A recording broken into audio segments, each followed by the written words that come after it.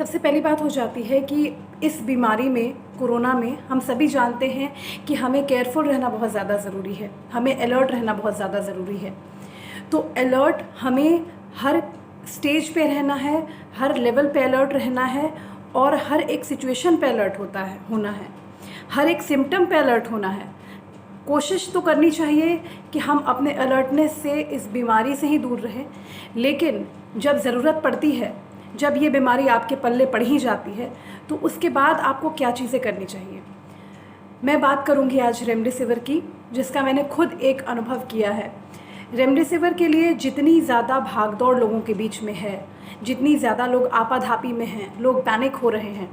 Hospital से जब आपको कहा जाता है कि आपको अपने पेशेंट की जान बचानी है तो आप रेमडेसिविर लेके आइए, उस वक्त एक बहुत ही ऐसी सिचुएशन क्रिएट हो रही है जिसमें लोग पैनिक होकर कोई भी कुछ भी करने को तैयार हो जा रहे हैं। उनसे पैसों की डिमांड की जा रही है, उनसे कुछ ऐसे लोग हैं, कुछ ऐसे एलिमेंट्स हैं हमारी सोसाइटी में जो रेमडेसिविर को लेकर उन्होंने एक ऐसा माहौल क्रिएट किया हुआ है कि उससे लोग बहुत ज़्यादा पैनिक हो जा रहे हैं। पैनिक हो रहे हैं इन द सेंस कि उनको ऐसा लग रहा है कि अगर इसको एक भगवान के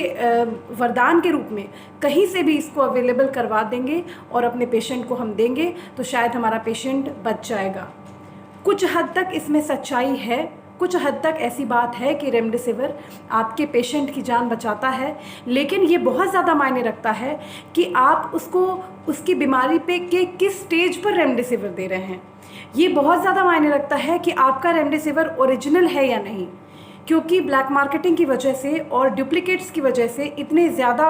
नकली चीज़ें मार्केट में आ गई हैं कि आप अगर इधर उधर पैनिक होकर और कहीं से भी मनमाने उनके मुँह मांगे दाम पर, मनमाने दाम पर अगर आप उनको पैसा देते हैं और आप रेमडेसिविर लेते हैं, तो एक तो सबसे पहले आपके पास ऑथेंटिसिटी नहीं बचती कि आपके पास जो इंजेक्शन आया है वो ऑथेंटिक है कि नहीं। दूसरी बात, कालाबाजारी को बढ़ावा मिलता है। आपको अगर कोई भी हॉस्पिटल या कोई भी डॉक्टर अगर रेमडेसिविर प्रिस्क्राइब करता है, आपको कुछ नहीं करना है। हॉस्पिटल में जाइए जहां आपके पेशेंट एडमिट है। भगवान न करे कि आपके पेशेंट को रेमडेसिविर की ज़रूरत पड़े, वो वैसे ही ठीक हो जाए नॉर्मल प्रोसेस से, लेकिन अगर ज़रूरत पड़ती है रेमडेसिविर की तो आपको हॉस्पिटल मैनेजमेंट में जाकर बस ये इंश्योर करना है कि रेमडेसिविर की रिक्विजिशन वहाँ से आपके पेशेंट के नाम की रिक्विजिशन एक प्रॉपर फॉर्मेलिटी होती है, एक प्रॉपर प्रोसेस होता है, वो प्रोसेस वहाँ से इनिशिएट किया गया है या नहीं। वो प्रॉपर प्रोसेस आपके हॉस्पिटल से आपके पेशेंट के नाम पर उनकी कुछ डिटेल्स वहाँ मांगी जाती हैं। उन प्रॉपर डिटेल्स को फिलअप करने के बाद ऑनलाइन जो फॉर्म है गवर्नमेंट की तरफ से जो दिया गया है, उस फॉर्म पे प्रॉपर उस पोर्टल पे आपने रिक्वेस्ट डाली है या नहीं, ये सबसे पहली बात जानने वाली रहती है। क्योंकि कई दफ़ा ऐसा होता है कि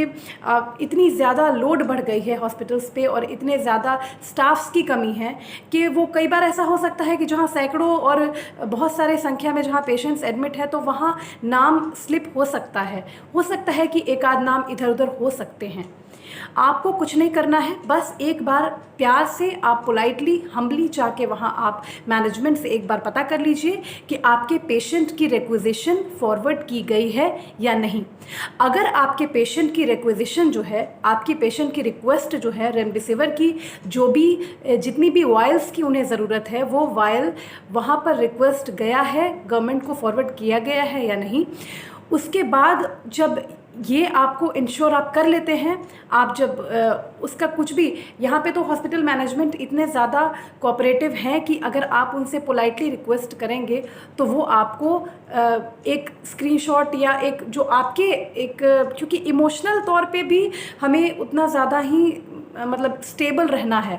तो आपके लिए अगर आपके हम्बली रिक्वेस्ट पर अगर आपको वो इंश्योर करते हैं, अगर आपको ऐसा कुछ आप देख लेते हैं कि आपके पेशेंट की रिक्विजिशन गई है या नहीं प्रॉपर वे में, एक प्रॉपर प्रोसेस के हिसाब से, और वो रिक्विजिशन गवर्नमेंट को जब फॉरवर्ड की जाती है, जैसा कि मेरे साथ हुआ, तो वो रिक्विजिशन जब आप गवर्नमेंट को फॉरवर्ड करते हैं तो निश्चित तौर पर वहाँ पर 1 से डेढ़ से 2 दिन में अगर गवर्नमेंट के पास रेमडेसिविर की स्टॉक है तो आपको वो अलॉट होगी। अगर गवर्नमेंट के पास रेमडेसिविर की स्टॉक अवेलेबल है तो आपको निश्चित तौर पर अलॉट होगी। 1.5 से 2 दिन का समय लग सकता है। लेकिन अब यहाँ दो बात ये है कि पहली बात, आप अपने पेशेंट को किस स्टेज पर रेमडेसिविर उनको लग रहा है, ये भी इम्पॉर्टेंट है उनके रिकवरी के लिए। और दूसरी चीज़, मेरे पर्सनल अनुभव से, मेरे पर्सनल एक्सपीरियंस से ये मैंने देखा है, ऑब्ज़र्व किया है कि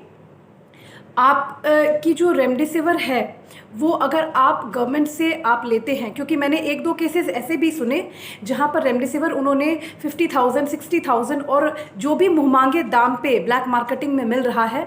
वहां से ऑथेंटिसिटी नहीं है, वो नकली भी आपके पास आ सकता है जिससे पेशेंट की जान जा सकती है।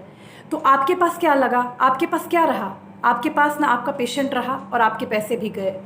तो पैसों की तो बात दूसरी बात है, आपके पेशेंट की जान नहीं बची। इसीलिए ऑथेंटिसिटी की बात है। आप गवर्नमेंट के पोर्टल पे हॉस्पिटल की तरफ से आप रिक्वेस्ट जो उनकी जाती है, उसी के माध्यम से 1 से 1.5 दिन से 2 दिन का इससे ज़्यादा का सभी समय नहीं लगता। ये मैं बहुत मैक्सिमम टाइम बता रही हूँ, इससे कम का ही समय लगता है। लेकिन आपके पास आपकी जो रेमडेसिविर है, जो लाइफ सेविंग ड्रग, जिसको बहुत ही रेयर केस में यूज़ किया जा रहा है, बहुत सीवियर केसेस में इसको यूज़ किया जा रहा है, वो आपको एक प्रोसेस के हिसाब से ऑथेंटिक भी मिलेगी और गवर्नमेंट ने जो रेट तय किए हैं उसके हिसाब से भी मिलेगी। तो आप पैनिक मत होइए अपने पेशेंट के लिए, बस इंश्योर कीजिए कि आपकी रिक्वेजिशन जो है वो प्रॉपर हॉस्पिटल की तरफ से गई है या नहीं। बाकी गवर्नमेंट के पास स्टॉक होने पर वो प्रॉपरली अलॉट कर रही हैं, अलॉटमेंट्स हो रही हैं। Thank you.